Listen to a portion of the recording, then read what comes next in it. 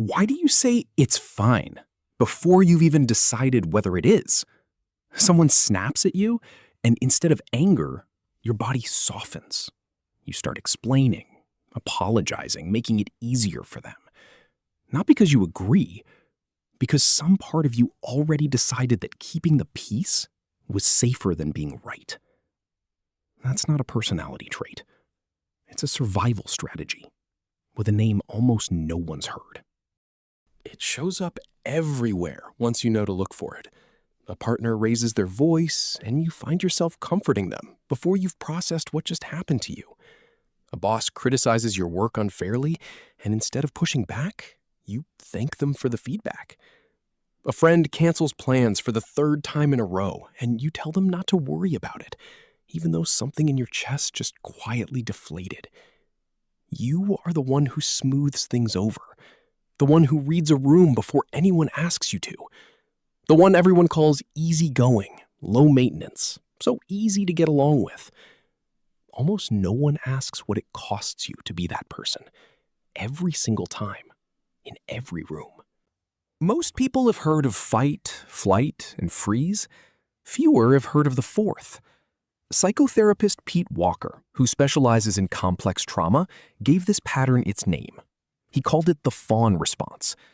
Where fight pushes back, and flight runs, and freeze shuts down, fawn does something different. It moves toward the threat. It appeases it. It tries to become so agreeable, so useful, so undemanding, that the danger simply has no reason to strike.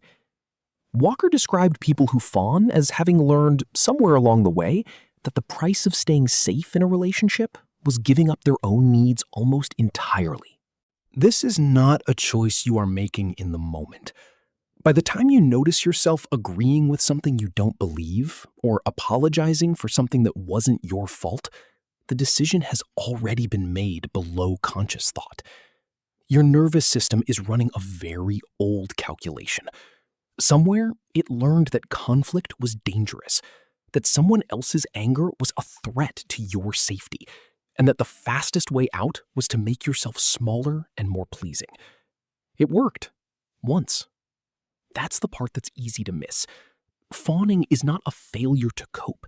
It is a strategy that succeeded so completely that your body kept using it long after the original danger was gone.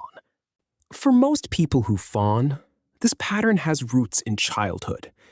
Not always dramatic trauma. Sometimes just a household where love felt conditional, where a parent's mood could shift without warning, and the only way to stay safe was to stay useful, agreeable, invisible when necessary. A child in that environment doesn't have the option to fight back or run away. So the nervous system finds a third option. Please the threat. Anticipate it. Never give it a reason to turn on you.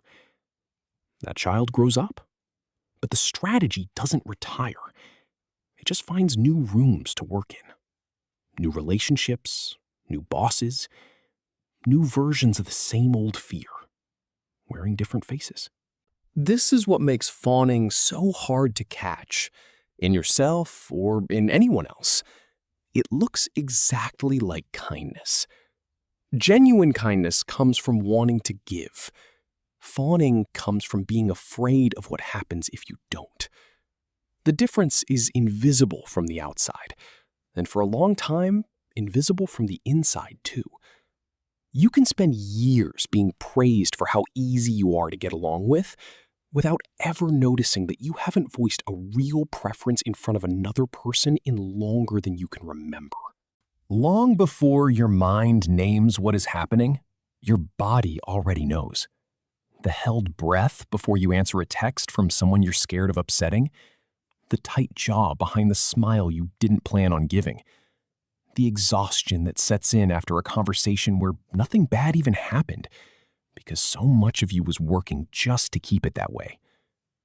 Fawning rarely announces itself as fear.